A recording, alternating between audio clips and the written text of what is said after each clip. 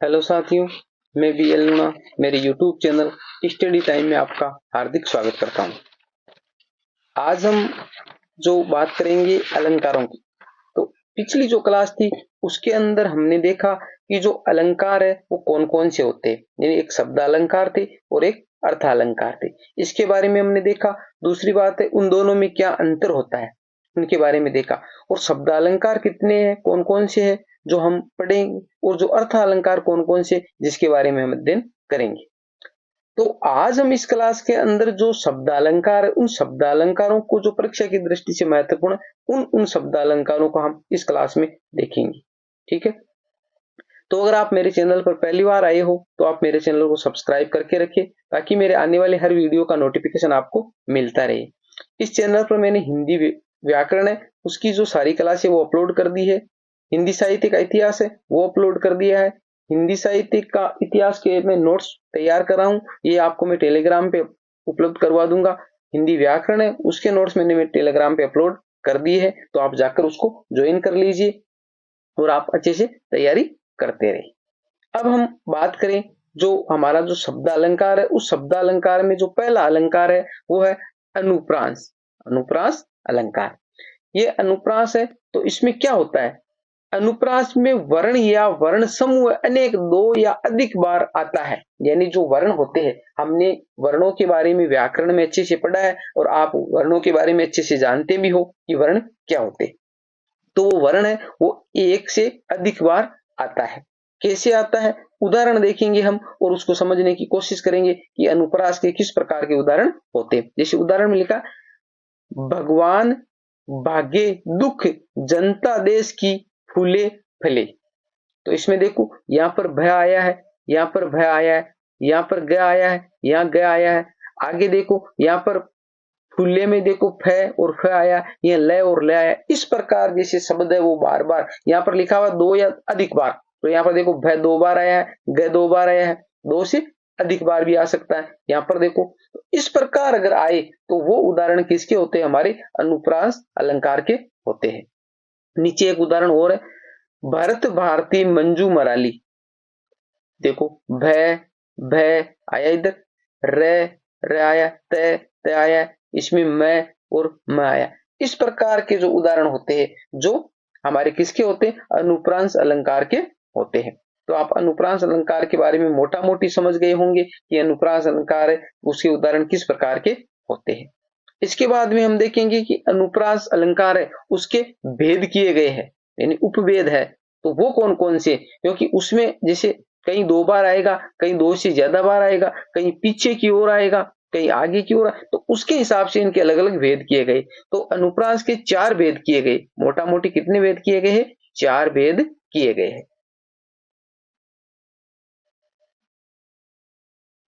पहला कौन सा है, छेकानुप्रास। छेकानुप्रास, छेकानुप्रास अलंकार में क्या होगा, वर्ण या वर्ण समूह का दो बार आना। जिस प्रकार अभी हमने जो दो ऊपर उदाहरण देखे थे वो अनुप्रास के ही थे, परंतु वो किस में आएंगे, छेकानुप्रास में आएंगे। परम पुनित भरत आचरणु, भरत परम पुनित भरत आचरणु। तो देखो यहाँ पर प आया और यहाँ पर प आया है, ठीक है, तो दो बार आया। तो ये कह रहा है कि वर्ण या वर्ण समूह का दो बार आना वो किसका उदाहरण होगा, छेकानुप्रास का। अति आनंद मगन महात्री, महत्री है।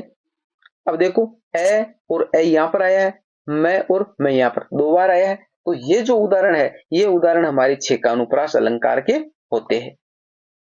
आगे जो दो नंबर पे दे रखा है वो है वर्त्यानुप्रास।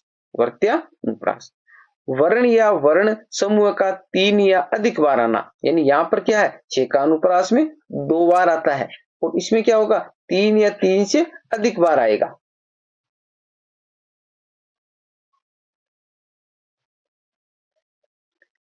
भव्य भावों में भयानक भावना भरना नहीं। तो देखो भय भय भय भय और भय यहां पर कितनी बार आया, तीन से अधिक बार आया, एक दो तीन चार पांच बार आया। तो इसमें यही कह रहा है कि वर्त्यानुप्रास में क्या होगा कि वर्ण समूह है वो क्या है, तीन या तीन से अधिक बार आएगा। तो ये उदाहरण किसका होगा, हमारे वर्त्यानुप्रास का होगा।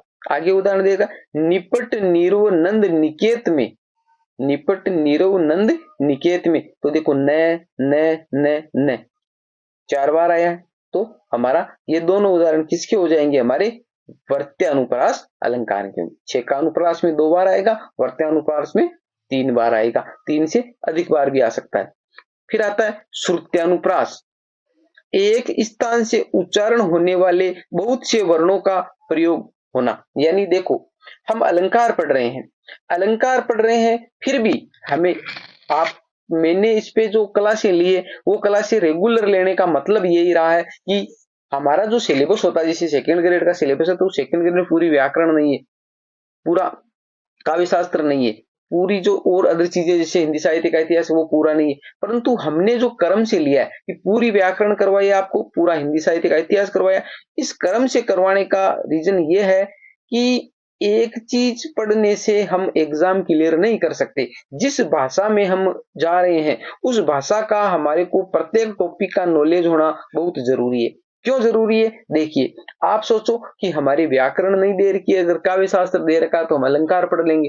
अलंकार पढ़ने से आपका काम नहीं चलेगा, क्योंकि अलंकार पढ़ने से पहले आपको व्याकरण अच्छे से आना जरूरी है। क्योंकि देख ये कह रहा है कि जो एक स्थान से उच्चारण होने वाले बहुत से वर्णों का प्रयोग होना। अब आपको पता ही नहीं चल रहा है कि एक स्थान से उच्चारण होने वाले कौन कौन से वर्ण है, तो आप इसको कैसे करोगे, रटने से काम नहीं होगा, समझने वाली चीजें समझना पड़ेगा आपको अच्छे से।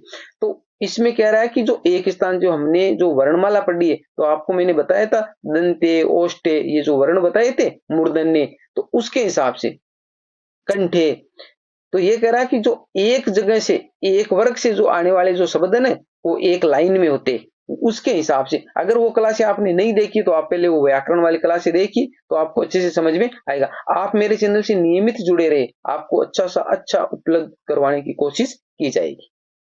देखो उदाहरण, दिनांत था थे दिननाथ डूबते, देखो द आया, तो देखो हमारे जो जो अंग पढ़ते हैं हम उसमें होता तय थ द ध और न, ठीक है।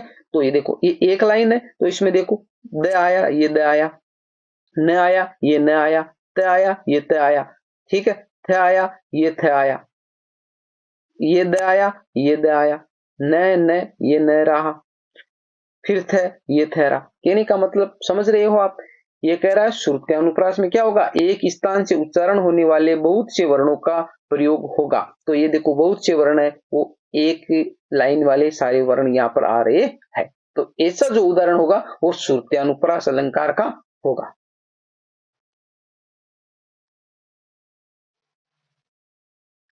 इसके अंदर हमने एक दो उदाहरण ही लिए हैं सिर्फ और समझने के लिए, बाकी आपको अच्छे से समझना है। यहाँ पर आपकी कॉन्सेप्ट क्लियर हो जाएगी, उसके बाद में आपको ज्यादा से ज्यादा अभ्यास करना होता है, क्योंकि जितनी ज्यादा मेहनत आप करोगे उतना ही ज्यादा अच्छा रिजल्ट मिलेगा, ठीक है। मेरे एक उदाहरण बताने से आप अच्छे से नहीं कर पाओगे, हाँ सिर्फ आपकी कॉन्सेप्ट क्लियर हो जाएगी कि वह किस प्रकार का होता है। बाकी आपको किताब से ज्यादा उदाहरण देखने, ज्यादा से ज्यादा समझने की कोशिश करनी है, तब समझ में आएगा। फिर भी अगर किसी प्रकार का आपको कंफ्यूजन डाउट रहता है तो आप मेरे को कमेंट करके पूछ सकते हो। अंत्यानुप्रास, इसके नाम से ही पता चल रहा है कि अंत में जो, तो शब्दों या चरणों के अंत में अंतिम 2 स्वरों के बीच के व्यंजन सहित आवर्ती होना। देखिए नब लाली चाली निशा, चटकाली धुली कीन, तो देखो ये जो ली ली ली यार अंतिम है ये, ठीक है। इसमें जैसे ला चा आ, ये कह रहा है कि जो इसमें जैसे आ की ध्वनि निकल रही है और इसके अंदर ई की ध्वनि निकल रही है, दोनों में यहाँ पर आ की ध्वनि निकल रही है और इसमें ई की ध्वनि निकल रही है। इस प्रकार के जो शब्द है, ठीक है, वो क्या किसमें आएंगे, अंत्यानुप्रास में आएंगे। इसमें देख लो दुखी बना मंजू मना ब्रजांगना, तो देखो बना मना ब्रजांगना, तो देखो बना मना गना, इस प्रकार यानी ए और आ की ध्वनि ही आ रही है इसमें। तो इस प्रकार के जो उदाहरण होंगे वो सारे अंत्यानुप्रास अलंकार में आएंगे। तो हमने देखा कि अनुप्रास है, उस अनुप्रास के जो 4 भेद थे वो चारों भेद हमने अलग अलग कर लिए हैं, ठीक है। तो जो इस क्लास के अंदर जो शब्द अलंकार थे, उस शब्द अलंकार का जो पहला अलंकार था अनुप्रास, उस अनुप्रास के 4 भेद थे। कौन कौन से थे? छेकानुप्रास, वर्त्यानुप्रास, श्रुत्यानुप्रास और अंत्यानुप्रास। ये चारों भेद हमने अच्छे से कर लिए हैं और आपको समझ में भी आएंगे। अगर फिर भी किसी प्रकार का अगर डाउट रहता है तो आप मेरे को कमेंट करके पूछ सकते हो। उम्मीद करता हूँ ये क्लास आपको अच्छी लगी होगी। अगर अच्छी लगी है तो लाइक, शेयर एंड सब्सक्राइब करें। मिलते हैं अगली वीडियो में, जिसके अंदर हम आगे वाले जो अलंकार है, जो शब्द अलंकार है, उसके बारे में देखेंगे। ठीक है। जय भीम, जय भारत।